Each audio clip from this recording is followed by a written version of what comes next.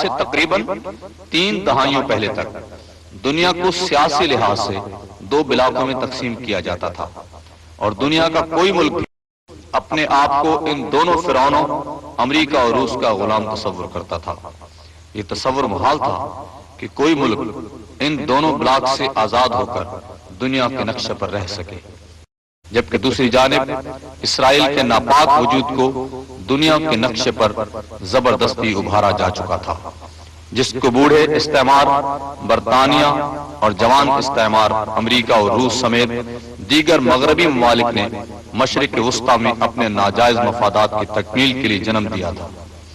عرب اور اسرائیل جنگوں میں عربوں کی پے در پے شکست نے اسرائیل کی دنیا بھر میں سیاسی دھاک بٹھانا شروع کی، یہاں تک کہ آخری عرب اسرائیل جنگ کے بعد اسرائیل کے لیے معقولہ مشہور ہو گیا کہ اسرائیل کو دنیا کی کوئی طاقت شکست نہیں دے سکتی۔ ایک ایک کر کے عرب ممالک نے ہتھیار ڈال دیا اور آہستہ آہستہ اس کے وجود کو تسلیم کر لیا۔ 1948 عیسوی میں یہ نیا ملک باقاعدہ طور پر امریکہ اور برطانیہ کے بلبوتے پر اسرائیل کے نام سے وجود میں آیا۔ اسرائیل تو کہا جاتا ہے کہ یہ ناجائز بچہ ہے امریکہ کا، تو اقوام مغرب جو ہے وہ یہودیوں سے جان چھڑانا چاہتے تھے، کیونکہ انہی کے گلے پڑے تھے۔ آپ کو پتہ ہے ان کی ہمیشہ جنگیں رہیں، جو مرچنٹ آف وینس لکھا گیا شیکسپیئر نے، تو وہ یہودیوں کو جس انداز میں پیش ساتھ ساتھ امریکہ نے اسرائیل کو معاشی اور فوجی طور پر مضبوط تر کرنے میں بڑھ چڑھ کر مدد کی، یہاں تک کہ یہ چھوٹا سا ملک عربوں کی متحدہ قوتوں کو للکارنے کے قابل بن گیا۔ 1967 عیسوی میں مصر کا ایلات کے بندرگاہ کا گھیراؤ اسرائیل کو اپنی نئی طاقت کو آزمانے کا بہانہ بن گیا۔ عرب ممالک کی فوجیں مصر کے صدر جمال عبد الناصر کی کمانڈ میں جمع ہو گئی، لیکن 6 دن کی اس جنگ میں اسرائیلی فضائیہ نے انہیں زمین ہی پر ختم کر دیا۔ شکست کی وجہ یہ ہے کہ دیکھیں، اگر ہم کمپیئر کریں، بیلنس کو دیکھیں، تو عرب ملا کے تعداد میں کہیں زیادہ ہیں اسرائیلیوں سے۔ ان کے پاس اسلحے کو جب جمع کریں گے، آپ ان کا جمع کریں کئی گنا زیادہ ان سے، اسلحہ بھی ان کے پاس، دولت میں بھی زیادہ ہیں، علاقے میں بھی زیادہ ہیں، یعنی ایک بڑی ڈسپیرٹی کی پوزیشن ہے۔ پھر کیا وجہ ہے کہ کیوں ہر دفعہ شکست کھا جاتے ہیں؟ پہلی بات تو یہ ہے کہ یہ امریکہ ان کو بچاتا ہے، امریکہ کے ساتھ ٹکراؤ نہیں چاہتے وہ، کیونکہ وہاں جمہوریتیں نہیں ہیں، بادشاہتیں ہیں، شیخڈمز ہیں اور آمر ہیں جن کو امریکہ انکریج کرتا ہے، جس کی وجہ سے عوام الناس کو کبھی طاقت ہی نہیں ملی کہ وہ اپنی پالیسی سازی خود ایک مقام کے ایک یعنی انٹیگریٹڈ وے میں اپنی کوئی پالیسی۔ حضرات، 20ویں صدی کی آخری دہائیوں کا ایک اور قابل ذکر ناقابل فراموش واقعہ ایران کا انقلاب ہے۔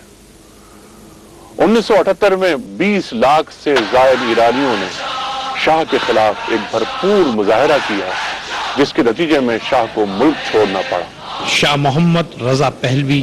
جس کے سر پر ایران کا تاج 1941 عیسوی میں رکھا گیا تھا،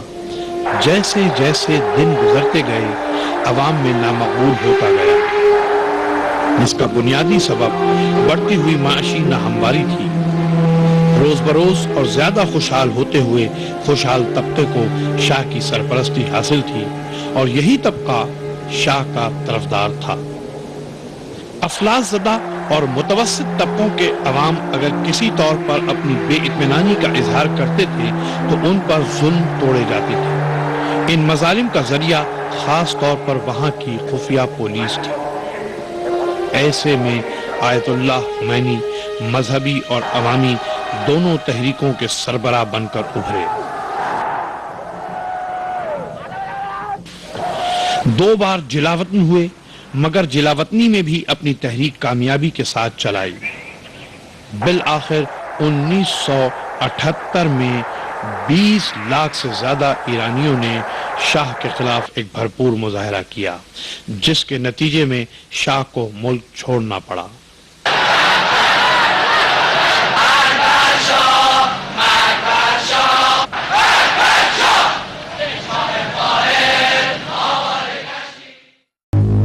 آیت اللہ خمینی زبردست استقبال کے ساتھ وطن واپس ہوئے، شہنشاہیت کا خاتمہ ہو گیا اور ایک اسلامی حکومت قائم ہو گئی۔ 11 فروری سن 1989 میں نزول رحمت الہی انقلاب اسلامی کی شکل میں رونما ہوا۔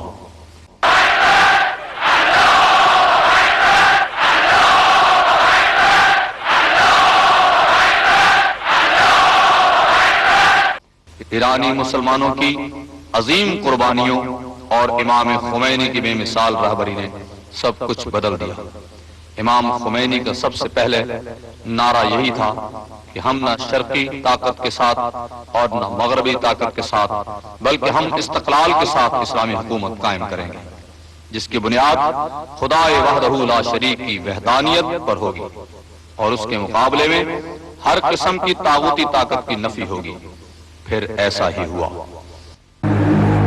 میرا خیال ہے خمینی صرف ایران کے لیے نہیں ہے، بلکہ وہ ہر جگہ جہاں پہ ظالم اور مظلوم یا مغرب کی اجارہ داری یا مشرق کی اجارہ داری، انہوں نے خمینی نے سیدھی بات کی نا، تو اسلام کی بات کی اور کہا کہ امپاورمنٹ آف پیپل کی بات کی، لوگوں کے جو محروم طبقے اور وہ طبقے جو گرے پڑے ہیں ان کو ان کا حق ملنا چاہیے، اور یہ اس نے آئیڈینٹیفائی کیا کہ یہ حق کی محرومی جو ہے یہ اقوام مغرب اور وہ اقوام جو کہ ہیں تو مغربی استعماری لیکن مشرق میں بستی ہیں، مثلا روس تھا، تو انہوں نے جو لا مغربیت اور لا مشرقیت کا نعرہ دیا وہ بڑا دلچسپ تھا۔ یعنی انہوں نے کہا کہ نہ ہمارا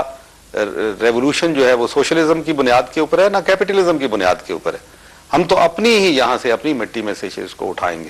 اور یہ بڑا دلچسپ اور بڑا اعلیٰ اور عرفہ نعرہ تھا، اور دیکھیں ان کی قربانیاں تھیں، انہوں نے اس کے لیے قربانیاں دیں، بڑی طویل جد و جہد تھی، پیغام پھیل رہا تھا، اور بالآخر جب ایران گرا ریولوشنریز کی گود میں تو پھر سامنے کوئی مزاحمت ہی نہیں تھی۔ ایک طرف شہنشاہ جا رہا تھا اور دوسری طرف خمینی آ رہا تھا، بالکل آرام سے سویا ہوا اپنے جہاز کے اندر، وہ آ کے اترا اور لوگوں کے اندر جو والہانہ محبت تھی